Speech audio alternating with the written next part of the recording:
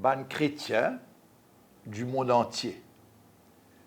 Aujourd'hui, puis commence la marche de 40 jours, le temps du carême, la marche qui peut conduire nous vers la croix de Jésus. Cette croix qui est la porte vers la vie éternelle, vers la résurrection, dans le dynamisme de la résurrection. Et c'est pourquoi, durant ce temps de carême, nous sommes bien contents avec Zot, chaque semaine, pour qu'ils nous gagnent un temps de méditation sur le carême, pour qu'ensemble, peut-être nous mieux comprenions le sens du carême, mais surtout pour qu'ensemble, nous mieux vivre ce temps du carême, qui est un temps de grâce, un temps où, comme dit le prophète Joël, le Seigneur nous invite à retourner vers lui. Durant ce temps de carême, pour sa différente méditation, je vous propose comme thème le même thème que pour l'année sainte, pèlerin d'espérance. Le temps du carême, c'est comme un temps de pèlerinage. Personnellement, chacun de nous, mais aussi avec la communauté, avec nos paroisses, avec nos mouvements, avec nos familles. Communautairement et personnellement, nous pouvons vivre ce temps du carême, ces 40 jours, comme un temps de renouvellement, dans nos manières vivre avec Dieu, dans nos manières vivre les uns avec les autres et nos manières vivre avec nous-mêmes. Pour ce carême, je vous propose de méditer un texte dans chapitre 24 de Luc, les pèlerins d'Emmaüs. Le cheminement de Jésus avec les pèlerins d'Emmaüs, pour guide nous dans nos propres cheminements, durant ce temps de carême. Le temps du carême, c'est, comme dit, bien sûr, fréquemment, pour retourner à la Bible, le temps du carême, c'est un temps privilégié que nous mettons à l'écoute de la parole de Dieu. Dans la parole de Dieu, plus exactement dans le livre d'Osée, il est écrit « Voilà l'oracle du Seigneur. C'est pourquoi je vais la séduire, je l'emmène au désert, je parle très près de son cœur. » Alors, nous connaissons que le prophète Osée lui-même, il était vivre avec, il s'est marié avec une femme qui était infidèle. Et le Seigneur dit à Osée, n'abandonne pas ta femme. Et la vie d'Osée est pour venir comme une métaphore de la relation de Dieu avec nous. Souvent, nous infidèles. Et le Seigneur n'est pas découragé.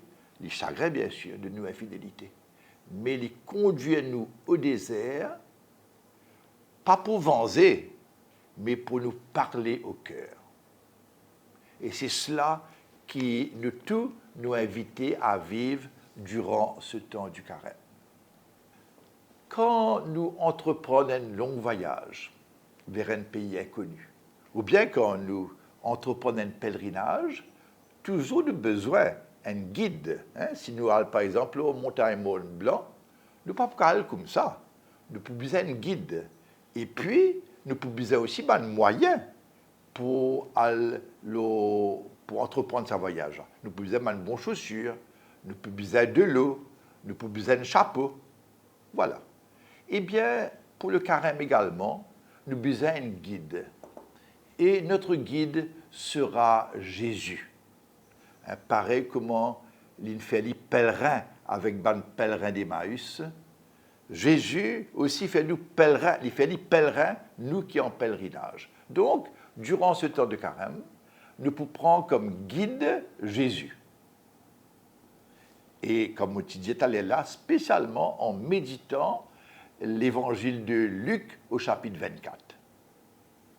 Mais pour le carême aussi, nous avons un moyen.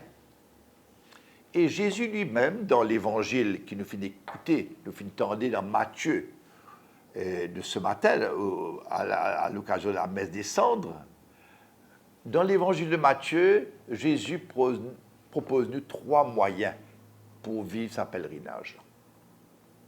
Le premier moyen, c'est la prière. Le deuxième moyen, c'est le jeûne. Et le troisième moyen, c'est l'aumône. Tout ça, nous finissons de lire dans l'Évangile selon saint Matthieu, au chapitre 11. Jésus propose-nous comme moyen la prière. Nous vivons dans un monde que nous sollicités par beaucoup de demandes. Nous vivons dans un monde que aussi, il faut admettre, il y a souvent comme une pollution sonore. Le temps du carême, c'est un temps que Jésus nous invite à nous retirer au désert, c'est-à-dire à prendre des temps de prière, de méditation, d'écoute de la parole de Dieu. Et comment nous pouvons faire ça? Bien, très simplement, moi invite autres durant ce temps du carême, par exemple, de temps en temps, passe dans une église, prend un temps de prière. Vous êtes capable aussi de retirer d'un lieu, retirer dans la case, si c'est possible. Mais là, et puis aussi, bien sûr, nous pouvons prendre plus de temps pour vivre en communauté, le chemin de croix, le temps de messe. Autant de moyens que pendant le carême, nous inviter à développer l'intériorité.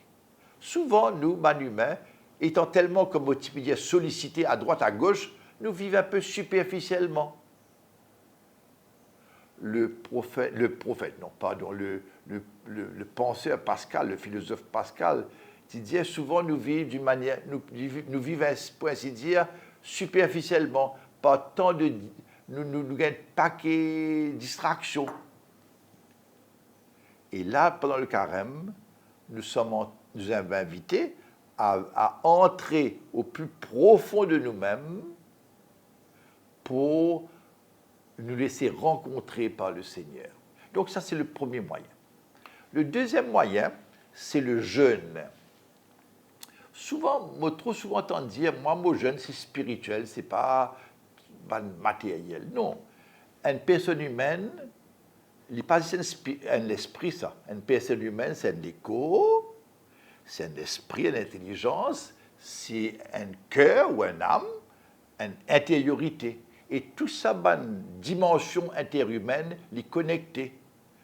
Quand mon écho malade, il affecte mon l'esprit. Quand mon esprit malade, il affecte aussi mon écho. Je vous dis, un docteur cause un paquet de malades psychosomatiques.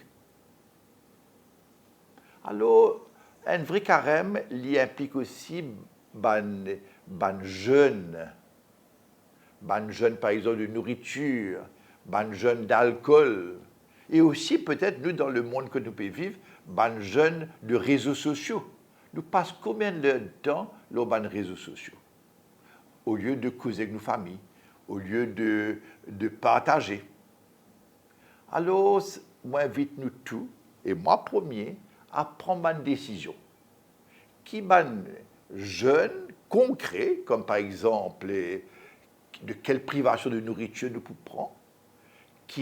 Est-ce qu'il nous peut prendre une résolution pour le carême? N'a pas boire,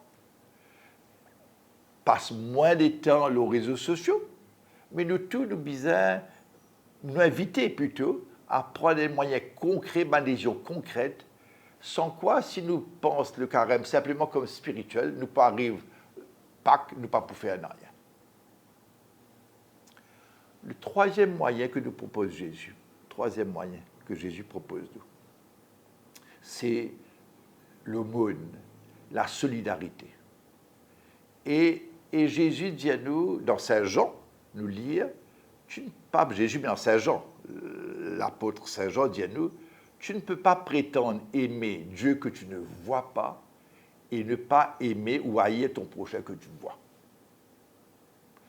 L'aumône, ce n'est pas comme dirait un œuvre de pitié, vous donne un petit casse, un petit mot. Non, l'aumône, c'est recréer une solidarité, spécialement avec ceux qui vivent dans la précarité, ceux qui vivent dans la misère, pour permettre de remettre des bouts.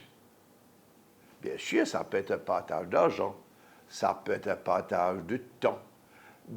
Ça peut aussi, comme je dirais, valoriser un monde, remettre, par exemple, sur le chemin du travail. Donc, la solidarité, le monde, l'essentiel. C'est vrai que Jésus dit à nous que la prière, le jeûne et le monde, sont capables de déviance. Par exemple, nous sommes capables de prier pour monter, nous faire la prière, nous faire la prière, faire 20 ans, faire un show. Et ça, Jésus dénonce ça. Jésus dénonce aussi quand nous jeûnons, il ne faut pas nous faire une longue figure, comme serait nous tristes. Au contraire, Jésus dit quand vous jeûnez, paye ou bien mettre l'autre colonne et l'autre, faire une figure souriante. Et bien sûr, quand vous solidaire, la pauvreté, c'est qu'il a la main droite donnée, la main gauche, pas besoin de connaître, dit Jésus. Mais, il faut faire bien attention qu'il ne pas faire une déviance ainsi. Mais, ceci dit, la prière, le jeûne et le partage, il est fondamental si nous avons envie de prendre le chemin